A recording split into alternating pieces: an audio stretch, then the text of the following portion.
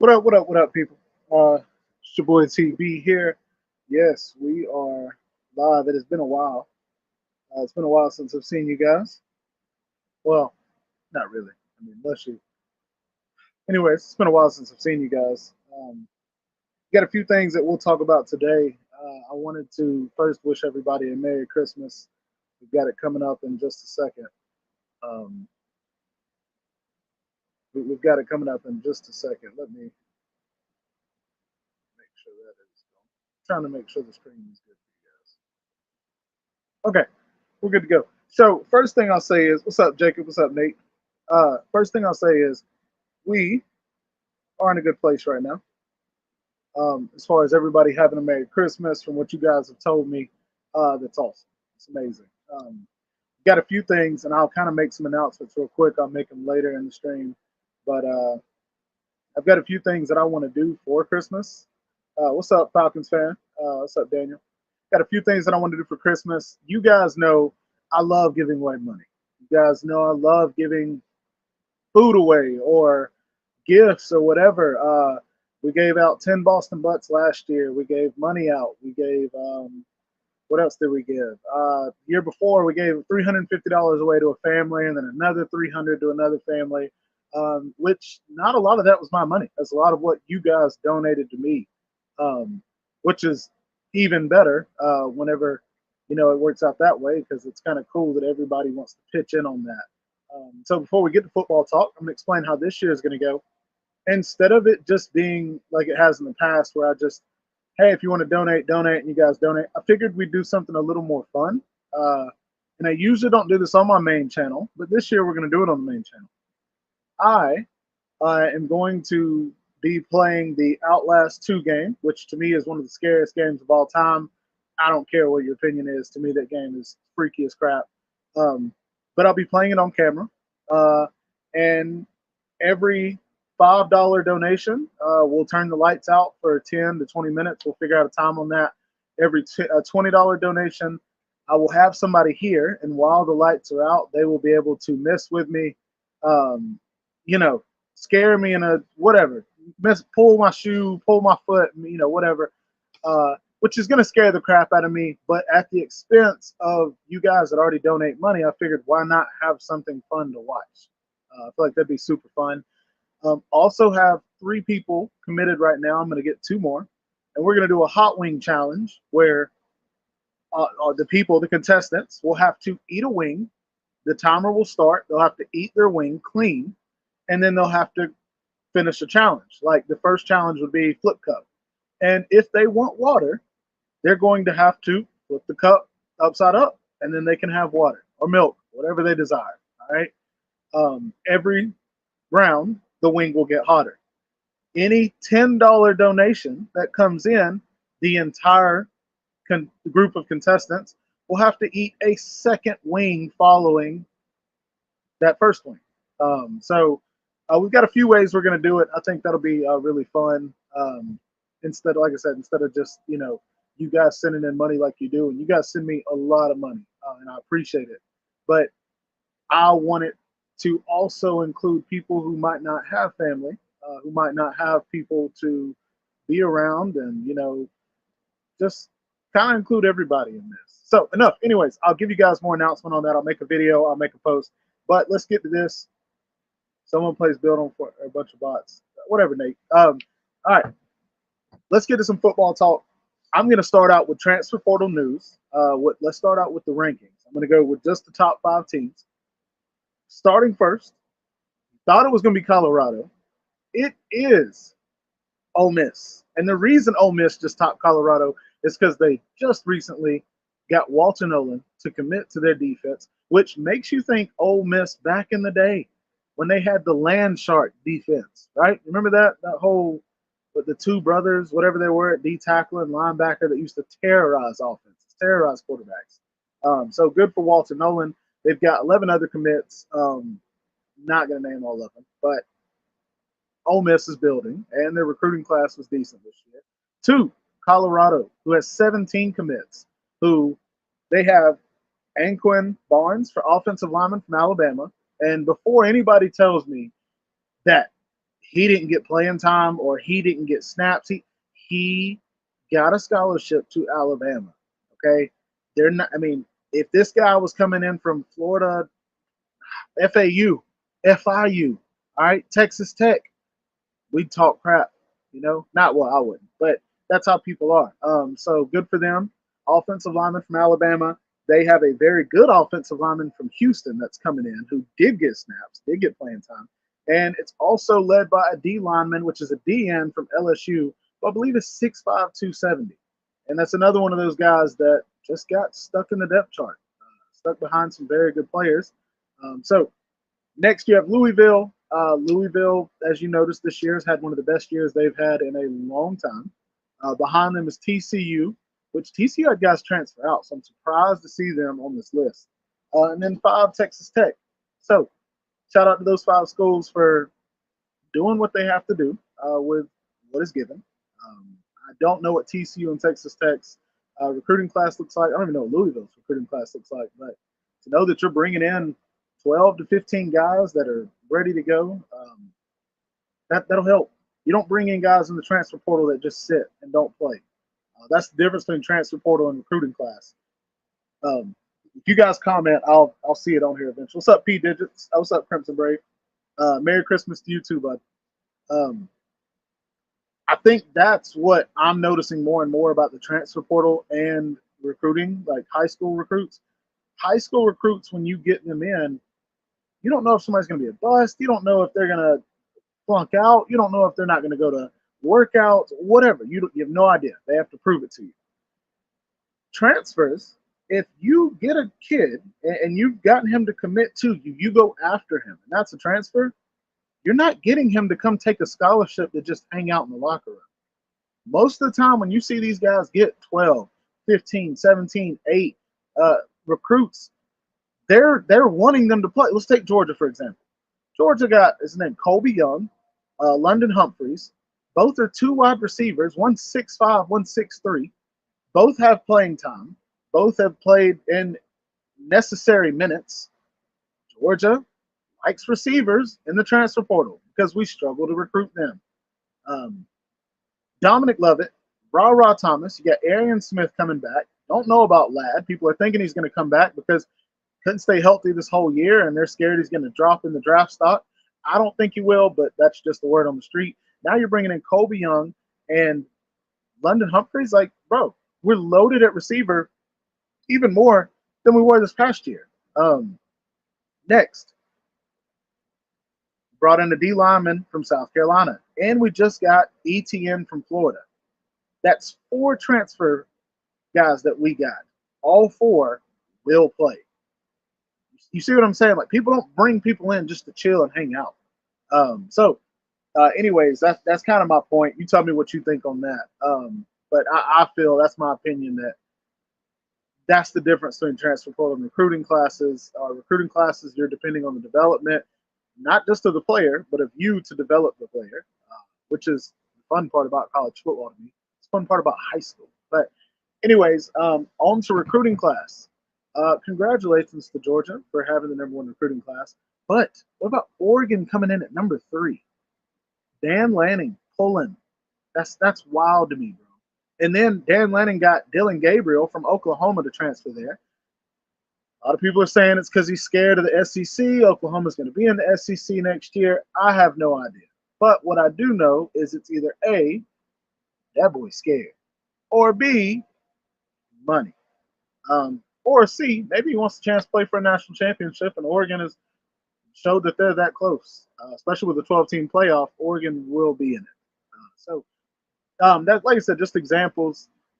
Really, really, really pumped about this next season, especially as a Dog fan with Carson Beck coming back. I am curious to see how Alabama looks going against Michigan. Personally, I think Alabama might destroy Michigan. And I know Nate hates to hear that, but I don't think Michigan has played anybody like Bama the entire year. Kyle McCord, not a very good quarterback. Definitely not a dual threat quarterback. Penn State, booty. Not very good. Alabama made Nate, cover your ears. Alabama may beat Michigan by 14 to 21 points.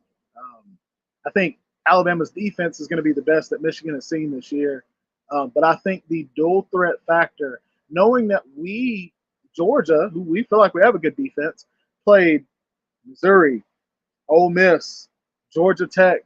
Like, we played a bunch of dual threat quarterbacks, and still Jalen Milroe was able to, play the way he did. Now, Harbaugh may have something up his sleeve. I don't know.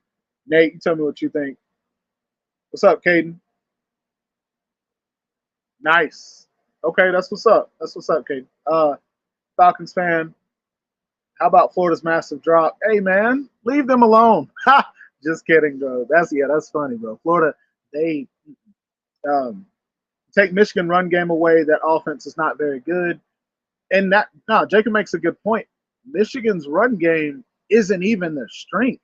That's the crazy part. Like, at the beginning of the year, we were all like, oh, Michigan's taking it easy on these teams. They're doing this, they're doing that. Yeah, Michigan's quarterback's just not the best. JJ Redick, their quarterback, he's not very good. Like, the dude shot threes in the NBA for like 10, 12 years and then thought he could go to Michigan and play quarterback. That's not how that works, bro. All right. Anyways, I think Alabama's going to beat Michigan. The Washington Texas game, I don't know. I think Washington has a high-powered offense, and that's how they win a lot of their games. But when you go through the season and you look at their wins, correct me if I'm wrong, they don't have a win that's bigger than a 14-point margin, something like that, against good teams. Like, they. Anyways, I don't believe that Washington is going to steamroll Texas. I think Texas may be the most balanced team in the college football playoff. And I think with Steve Sarkisian being their coach, I think he's prepared or equipped this team over the last few years to win a national championship. I think a Texas versus Alabama game that'd be tough. That'd be very, very tough. I get the Harbaugh 1-6 in the postseason, but I might be wrong. But I think that's why I think where you what Nate. All right. Anyways, I'm not judging Harbaugh though off of his past. I'm just judging off of what we've seen from Michigan this year. And to me, it seems like Michigan in the past has had a better passing game. Maybe they've tried to be more balanced this year, and that's why their passing game hasn't been the greatest. No, but so far it's been a very up and down year from showing flashes of greatness. You know what? To be honest, Michigan is in the same boat that Georgia was in the first 5-6 games. We stayed number one because we weren't really playing that tough of competition, and we were just winning. And so they were like, well, you can't take Georgia down from number one. So we went through the rest of the season. We played tougher competition and we won, but I'm just saying, I think Michigan kind of stays in that role of, well, they beat Penn State. Penn State's not good. Well, they beat Ohio State. Ohio State plays Missouri, I believe, in the bowl game. I think Missouri gonna. If Missouri waxes the floor with Ohio State, that will prove my point of all of this. I think Missouri's a very good football team. I think Missouri's just in the SEC. That's the way that things go. Um, Michigan hasn't been tested. Yeah, I agree. Same thing you said from Georgia. They haven't been tested. Yeah, exactly. But that doesn't mean that Michigan can't win. I'm just saying you're going to play an Alabama team that has been ridiculed, has been plastered all over ESPN the entire year. So, like, they're coming into this game battle tested. They're coming into this game with everything on their shoulders, all of the talk, all of it. So you're going to play a pissed off Bama team, and that is shown to be tough to beat. But beat Bama, then you're beating whoever you play next, unless you just. Anyways, next thing I want to talk about with the 12-team playoff coming up. This has been funny because at first everybody kind of laughed about it, and then now that we're here, it kind of has gotten a little more serious. Does Colorado make the 12-team playoff next year? When you take into consideration the games this year that they lost by less than 10 points, I think. It may have been 7. It's like 4 or 5 games they lost within 7 points of ranked teams. Or you say, oh, yeah, they almost won. If you remember, Florida State a few years ago had 6 games where they lost by 10 or less points. And the eye test, if you know anything about college football, you can go, wow, that team's going to be pretty good next year because their coach is doing a lot with not a lot of talent. You can put those in the same basket of, hey, looking at the eye test, the fact that Colorado's quarterback got sacked 471 times in 9 games. If they get an offensive line and he doesn't get sacked that much, maybe, instead of losing by 7, you win by a little bit. So I don't know how true that is. I think that'd be a great, beginning of the season bet from a lot of you betting people. But I thought that was really neat. I thought that was interesting, and I figured I would bring it up to you guys. I would laugh, but with auto bids, I don't know. Yeah, yes, with auto bids, I agree. Two, with bowl season coming up, I think we have some really good bowl games this year. It's hard for me as a Georgia fan to get this off my mind. One, Florida State, their entire offense has opted out, plus Jordan Travis being hurt. I think they have like a real 7 players that opted out. 6 are on offense, including 2 wide receivers, 2 running backs, plus Jordan Travis being out. Now, I don't feel sorry for them. I'm not making excuses. Georgia goes out there and they win by 51 points. It is what it is. But we know how the media is going to do. They're going to go, see, that's why you don't deserve to be in. That's not what I'm saying. The point that I'm making is, have any of you people heard the rumors that Florida State is going to opt out completely of the bowl game because it's an invitational? Every bowl game that you're invited to play in the bowl game. Is Florida State going to decline the invite? I have no idea if they've already accepted it, and that's where the name, image, and likeness of using Florida State's name in the advertisement or the commercials, whatever. I have no idea. But if Florida State opts out of the bowl game, I've had people ask me, hey, you're a Georgia fan. Are you going to be upset because that's going to take a win away from Georgia? To be honest, no, it's not. That won't upset me at all. It may upset some of the players. It may upset the coaches. But as a fan, it would not upset me at all. And the reason why is, yes, the NCAA has finally started NIL. And, everybody's like, yeah, well, they used to screw everybody over. Yeah, they did. But with the situation with Florida State, in leaving them out of the playoffs, I thought was very wrong only because of the reasoning they gave. If you're going to say they're not one of the top 4 teams, but then you say Georgia is one of the top 4 teams, why isn't Georgia in the top 4? But then if you say it's because Georgia didn't win the conference championship, but Florida State did win their conference championship, why isn't Florida State in? Because of that inconsistency, it leads me to believe there's a little bit of bias that goes on. And because of that bias, I would love for the NCAA to get one handed to them. If Florida State opts out of this bowl game and there's no Orange Bowl at all, and the whole trophy with all the oranges in it doesn't get shown on TV, and there's no, football game at all, or they have to invite, because all these other teams have already accepted into other bowl games. So you're not getting Ohio State versus Missouri to accept that. You're not getting. Who are they going to get? Are you going to have Navy versus the Air Force? Like, nobody's watching. Like, I know they would lose money, and I know they'd be pissed off about it. But me personally, I would love it. You think Saban is the only coach that does that? Oh, y'all are going at it in the comments. All right. So with that being said, I'm going to open up the line. And if you guys would like to come on and talk just a little bit with me, kind of give me your reasoning behind what you think about the playoff, the 4, or, give me your opinion on the Florida State Georgia game coming up, that if Florida State were to opt out, I'm more than happy to hear it. Honestly, I want that on this show. So I'm going to post the link real quick. Give me just a second. And then if you guys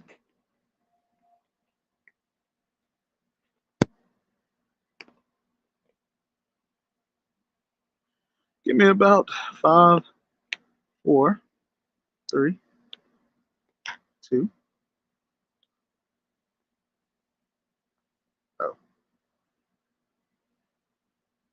boom. There you go.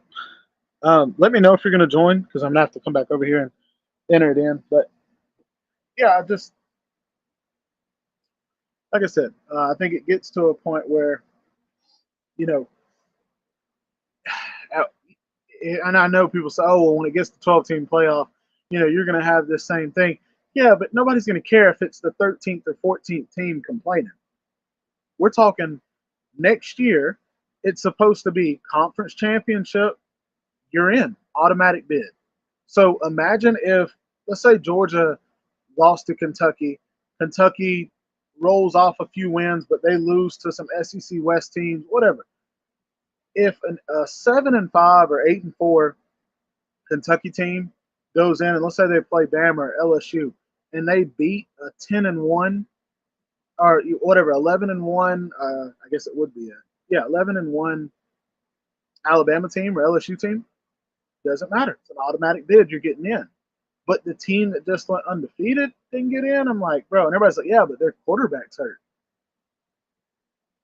You know that Ohio State went in with their third string quarterback, Mr. Shotgun, Mr. 12 gauge, and dude dominated. And everybody's like, yeah, but nobody has that many quarterbacks on the rock. Florida State's backup is Tate Rodemaker, who was the starter before Jordan Travis was. So it's not like he's some freshman. I got you. I'm putting you in. Stop it.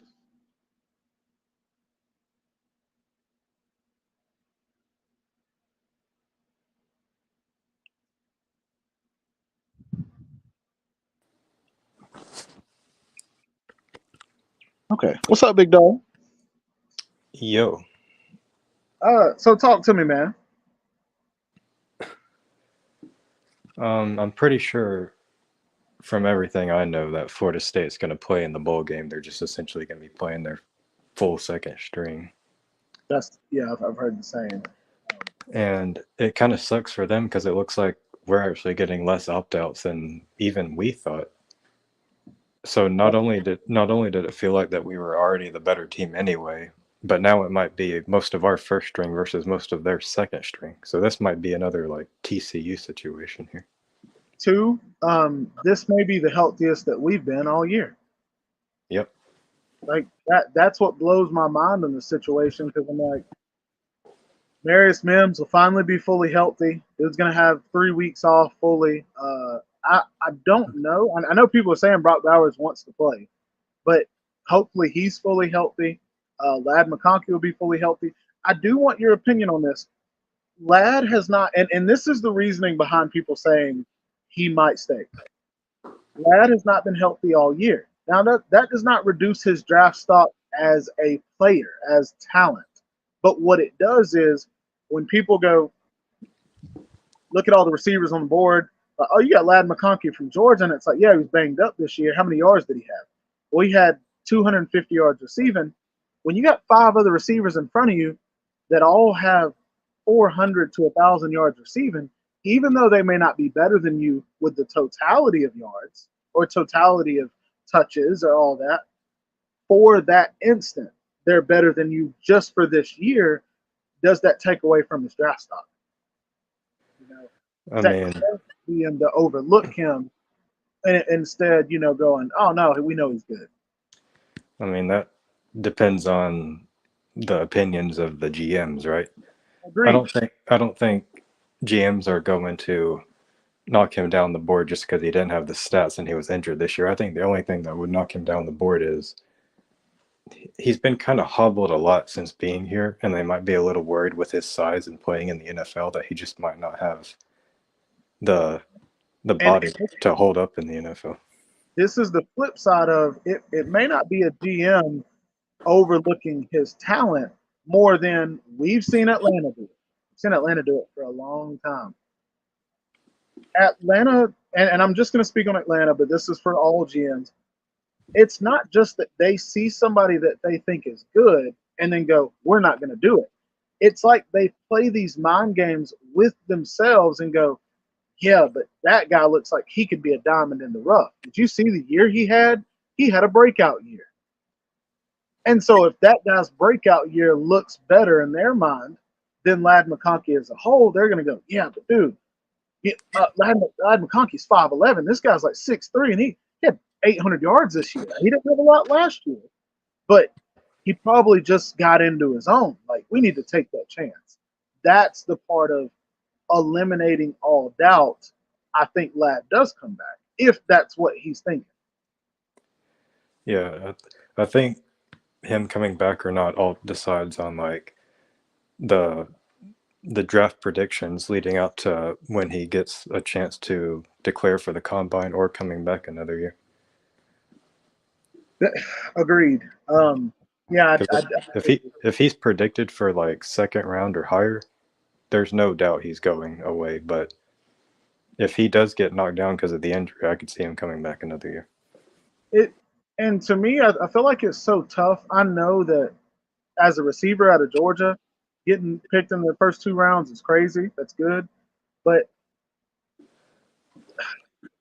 I think just seeing players in the past be projected and then go and then all of a sudden, get dropped.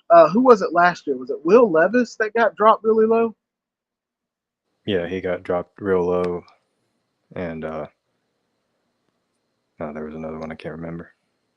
I just remember like being visibly like really upset about it.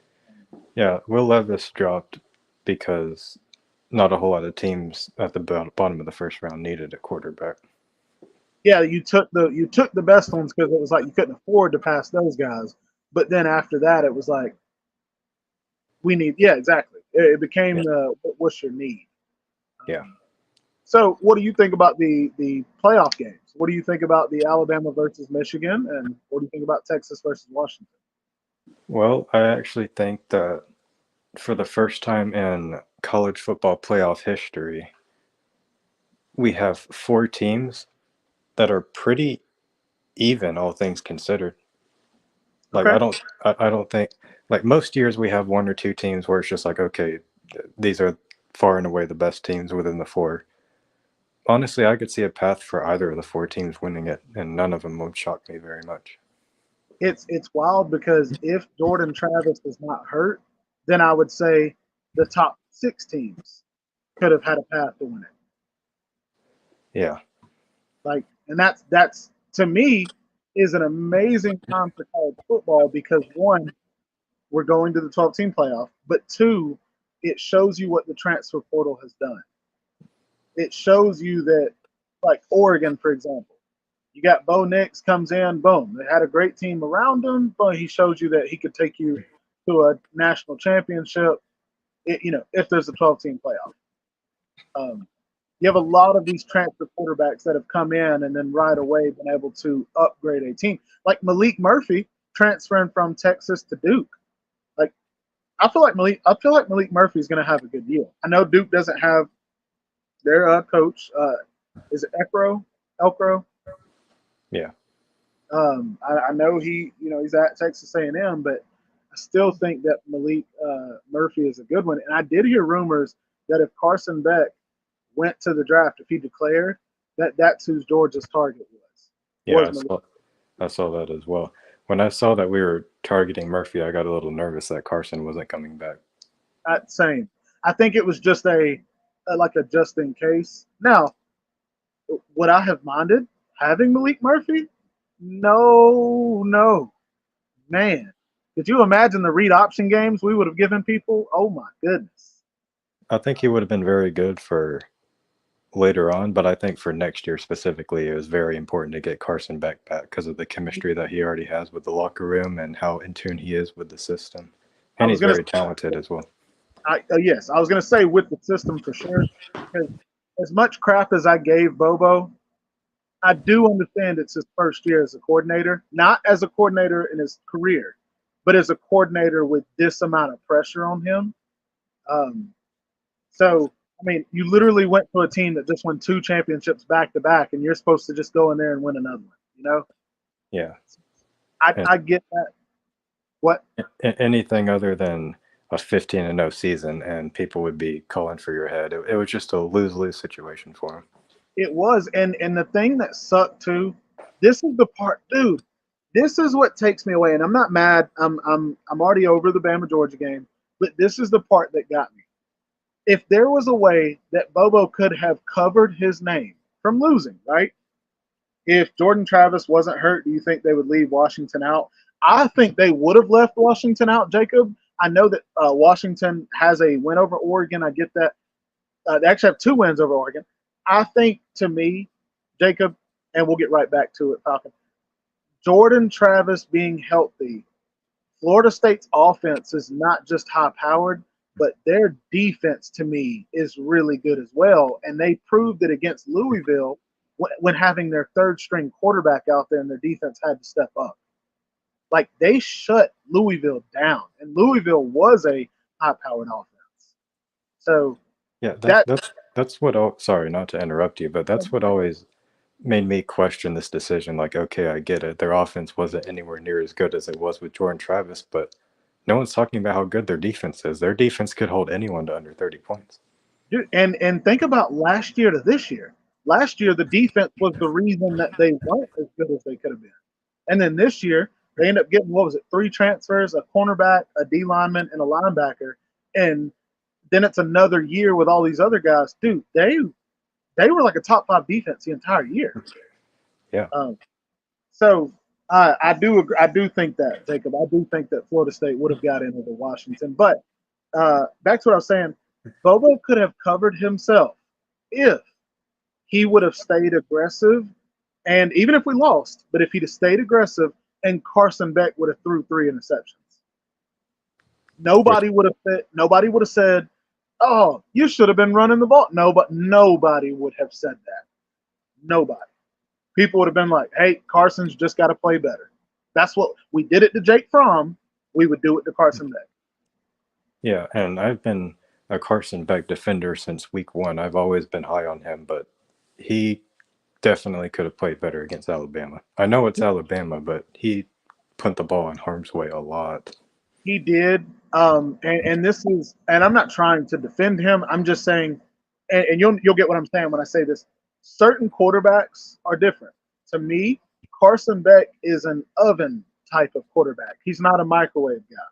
What I mean is he takes time to get going, which is why throughout the season we saw the little 5-yard route, the little 3-yard route, the hitch route. Then you saw a 15-yard ball. And then we'd do another 5, 10, boom, 30-yard ball. You know, Yeah. and it's not like JT Daniels where first snap of the game, 71-yard bomb on the dime. It was definitely different with Beck. And in Bama, it just didn't seem like we tried to. I mean, the first drive did well, but I'm saying after that, it seemed like we did nothing but run 2 times in a row and then try to throw on 3rd down. And I don't think Beck doesn't seem like that type of guy. Beck to me seems like a first down thrower, but he's good at it. Yeah, and I also think it was a byproduct of just how overall soft our schedule was this year. I mean, it's one thing for him to go out there and shred zone coverage against Ole Miss and, UAB, Georgia Tech, Tennessee. But it's another thing when you're playing 4 first-round defensive backs. He Agreed. just wasn't used to fitting the ball into the type of coverage that you face constantly when you play a team like Alabama and when you have the defense that they do, and he was a little overwhelmed by it. It almost, and I'm one to, I've always said this, and Crimson, I'll get you a comment in a second. I've always been one to say, like, Georgia plays the best defense in the nation in practice all the time. Now, as true as I feel that is, our quarterbacks are not allowed to get hit in practice. Yeah. So it's a lot different, to your point, when you're playing that same caliber of defense, but with guys coming at your head. Like, yeah. with you having a bounty on your back. So and also not just to Carson, but to Bobo. He didn't have to coach in that pressure of a game. Bama got to play Texas. You know, like they got to have that early on. That I mean, oh I my mean, goodness, they got Texas, they got LSU, yeah. they had I think they played in College Station. Then you had the Auburn game as well. Yeah, That's that was adversity for sure. so it is something to be said, and that was kind of my point earlier of why I feel Bama is so strong going into this playoff. Do I feel like Bama is the best team? No. And the reason I say that, did you see Milroe's stats against us? He had 188 yards passing and 25 yards rushing. Yeah, Like I was real shocked. I mean, with the way we played against Haynes King the week before, I thought Milroe was gonna dash us for 150 yards. I did too, and so like I said, it's one of those that I tried to look at it and I was like, well, where'd they get their points from? And I was like, oh yeah, we ran a no look reverse handoff on like the 15-yard line. Wow. Like, man, you like I don't think I've been that pissed off the entire year. Not even just football. Like old lady pulling out in front of me when I'm going down the road. Like that, I think was the cherry on top. Was like, I know you're nervous, Bobo, and I know I know you're tense, but that's a no-no. That's a like, yeah. So I mean, it essentially lost us the game. yeah, because it turned into a field goal. But everybody wants to talk about our defense. Shout out to the defense for holding them from scoring right there. Like, Honestly, I've been hard on the defense all year, and I've been praising the offense, but the offense is what let us down that game. And I actually think the defense played one of their best games all year. Yeah, I agree. Crimson makes a great point. He said Milroe is an interesting player. He said frustrating but really fun at the same time. He'll hit some of the most absurd throws a quarterback can make, but also miss the easiest stuff. He needs to get the consistency down. I agree. Yeah, the Jacob and Crimson are saying, next year Milroe will be a lot better. I agree completely. I think Carson Beck would be better next year. I think he was good this year, but I think next year that dude comes out slinging, and I think next year we're gonna break some records, some passing records, and it helps tremendously to get a guy like ETN because of his out of the backfield play. Yeah, I mean, look, I love Deshaun Edwards and Kendall Milton, but we've really missed that like signature superstar running back at Georgia, and I feel like ETN can really fill that gap.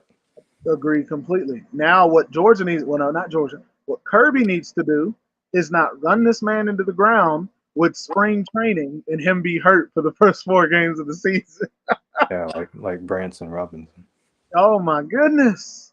But I know Kendall's leaving. Apparently, Dejon is staying. Really? I've heard he's leaving. I gotta sneeze. Hold on. So Edwards apparently has a COVID year.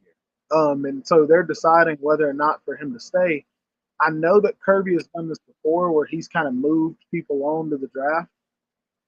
I wouldn't be surprised either way. If he comes back, then you've got Edwards, ETN, and Robinson, and then you've got Roderick Robinson to be able to fill that role of when we're up by 21 points, and now you need, a guy to get those carries, but still play very well. I think that's a good one. But what? I was going to say also, don't sleep on Bowens, Frazier, and Phillips all getting some playing time. And that was kind of my next point of that's where I could see Kirby moving Edwards on, because Branson Robinson, ETN, and Roderick Robinson, dude, I love Branson, and I think he's going to be a beast. I think he'll be a Nick Chubb-esque type guy. We already know ETN's good, but Roderick Robinson might be my favorite player just on Georgia's team in general, because he's 240 pounds, but he runs like a ballerina. He reminds me of, like, you remember how Todd used to run through holes? Everybody's like, you're not supposed to be high. Todd ran through holes high, and as soon Yeah. as he got into that hole, he was out. Yeah, and DeAndre Swift, although he was a little smaller.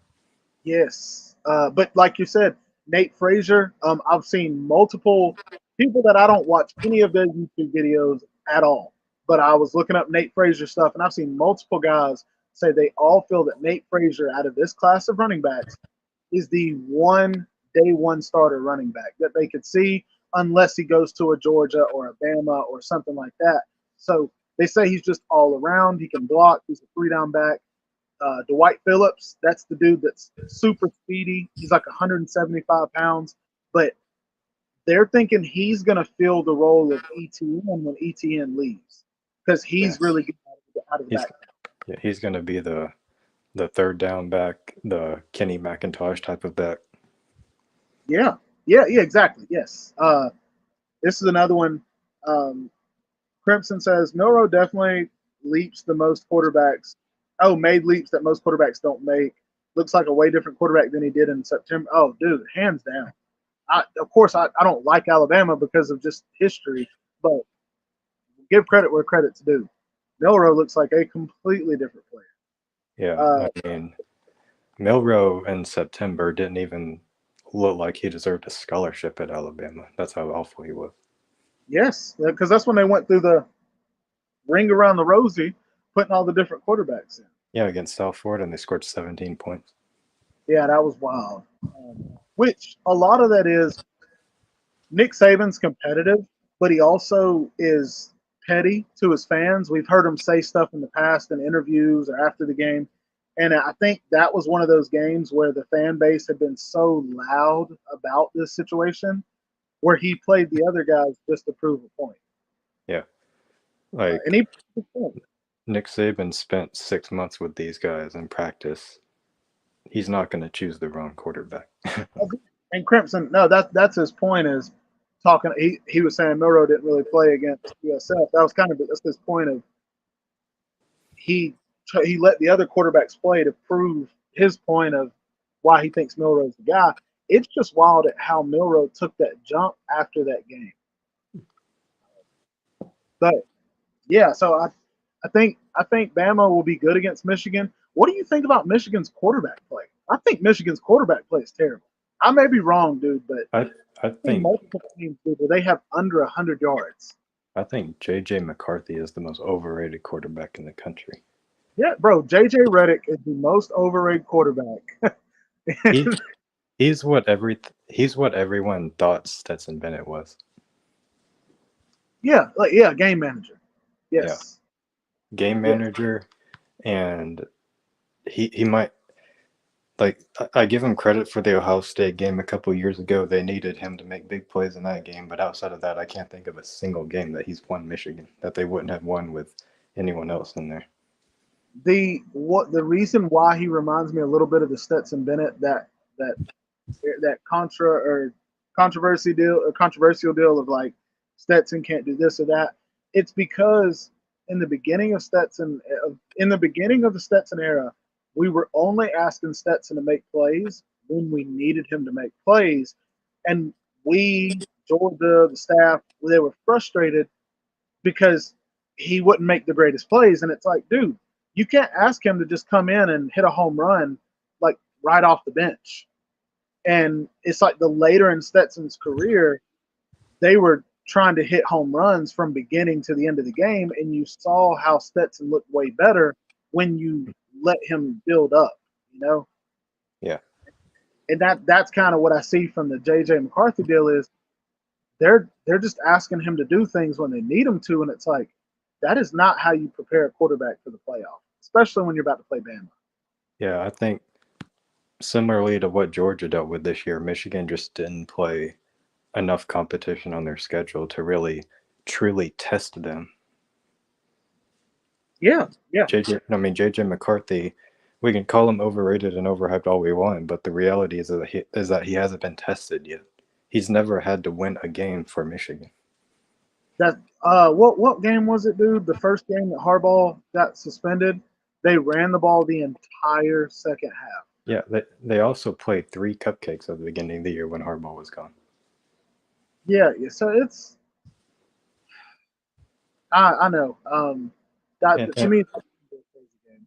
sorry, I was just gonna say, and another thing about McCarthy is he can make up for not being a great passer by running the ball, which is what he's supposed to do, but he never does it. He literally never runs the ball. He's actually not that bad of an athlete. That's the crazy part. I, yeah, I have no idea. I have no idea what Harbaugh is thinking. To be honest, I think, and I know Nate. This will probably make Nate feel better. I think if Michigan loses against Bama, it's going to be easy for them to go, yeah, but I mean, at least we made the playoffs. Our coach was suspended almost the whole year. No,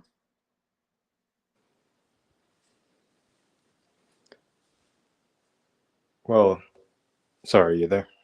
yeah, can you hear me? Yeah, I was gonna say, I think the problem with Michigan is that they don't have the window that an Ohio State or an Alabama or a Georgia does, where it's like, okay, we lost this year, but we'll be back next year. No, Michigan's losing like 20 key players to the draft, and they just don't recruit good enough to fill all those gaps year in and year out. It's honestly a miracle that they've even made the playoffs 3 years in a row. And the thing too, like you're talking Michigan not recruiting well, it's not that Michigan doesn't recruit. It's just Michigan's strong points are their offensive line. So they always recruit well in the offensive line area, but it's the skill positions that they struggle at. Yeah, Like, yeah, so that's that. Like I said, that's kind of what I see is I didn't realize they were losing that many people this year. That's wild, but well, we'll see. That's going to be a crazy. This off season is going to be crazy for Michigan.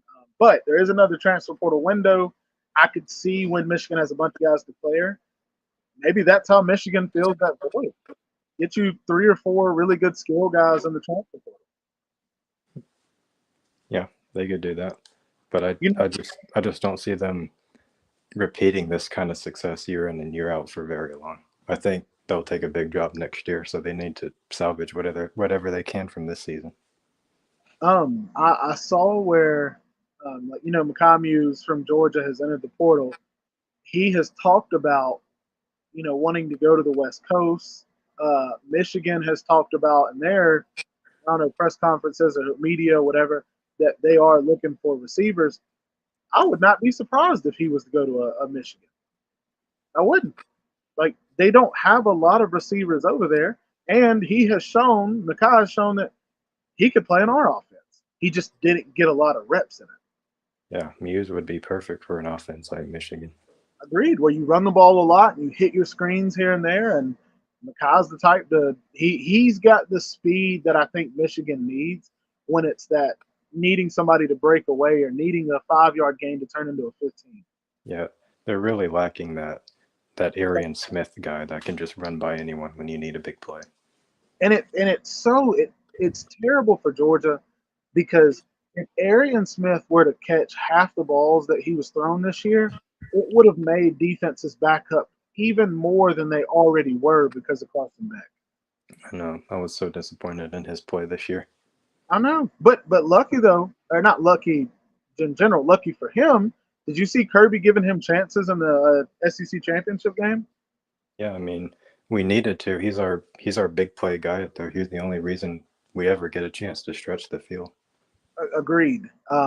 Which is why I'm excited about what's the dude? What's the guy's name that returned the punt or the kickoff instead of Makai?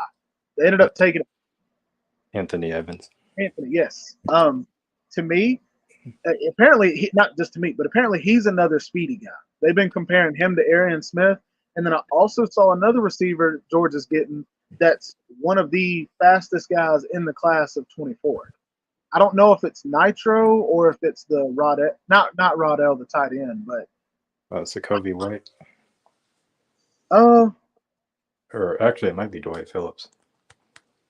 I know Dwight Phillips is a fast one, but they apparently like there's a receiver, like he's actually listed as a receiver. Oh, well, I know we got London Humphreys. He's real fast. Yes, Humphreys is super fast.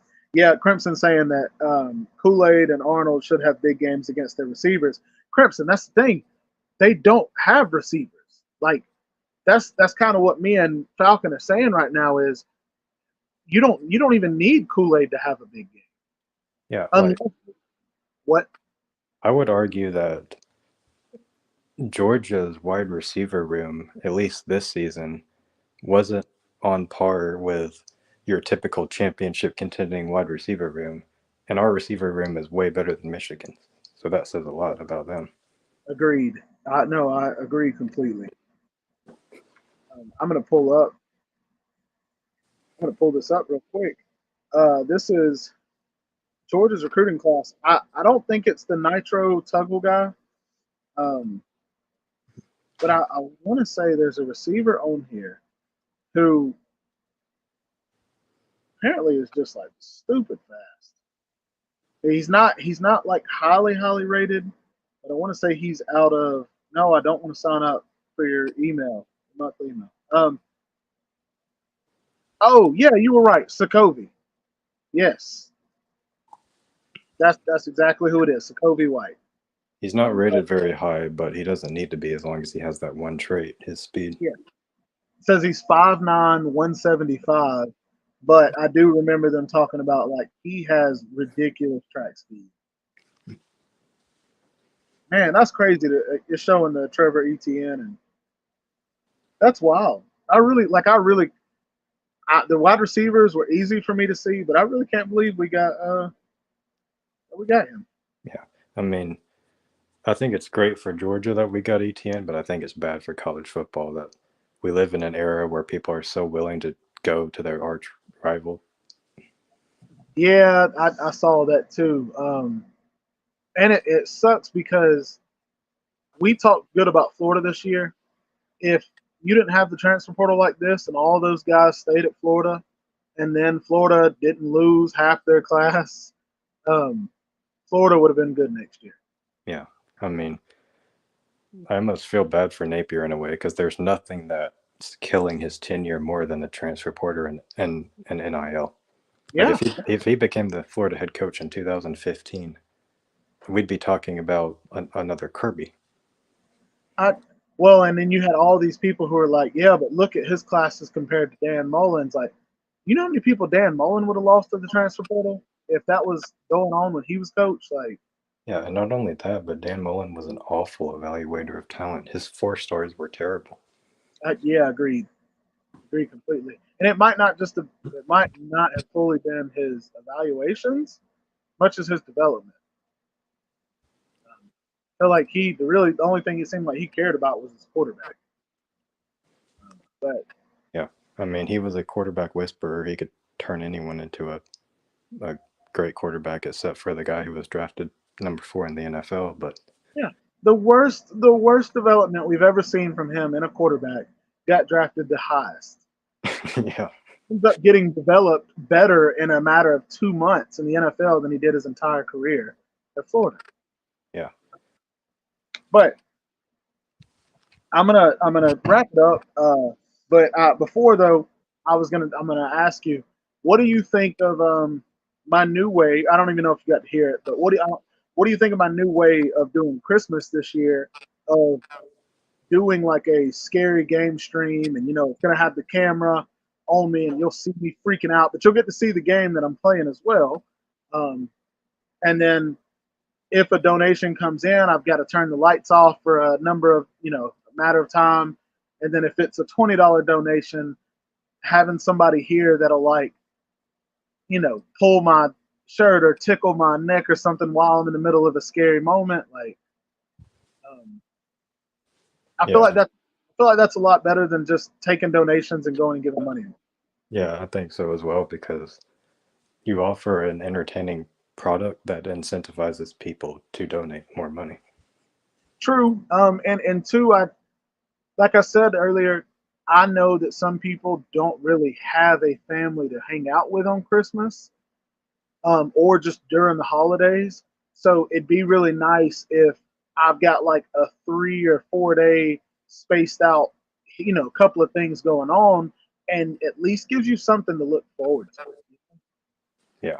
Instead of just looking forward to the holidays being over, so you don't have to think about it. So, you know, I just, you know what I mean. I feel like there's a lot of people out there on YouTube, especially because YouTube is a lot of people's getaway. Yeah, definitely.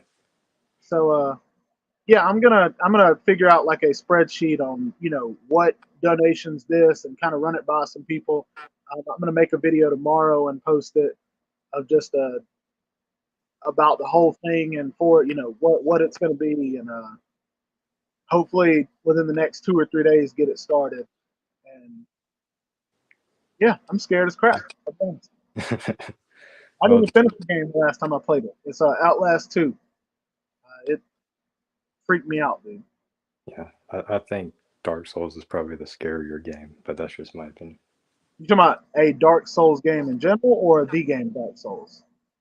They're just in general, the franchise. Oh yeah, well, I'll be honest, bro. I love Dark Souls. I love which I know Elden Ring isn't like the other ones because it's so open. I love Elden Ring. That's my game. Which it doesn't seem as scary as the other Dark Souls games. Yeah. So, but yeah, we'll leave it at that. Appreciate you coming on, dude. Um, Jacob, all of y'all, Crimson, Falcon, you, sir, Nate the Great, P Digit, stop by, all of y'all. We will shut this down, and then like I said, I will come out with a video tomorrow. I may do a live stream tomorrow night again, just kind of do a few in a row. But yeah, man, I hope you have a Merry Christmas, Yeah, you as well. and I will see you soon, dude. See ya. See you, bud.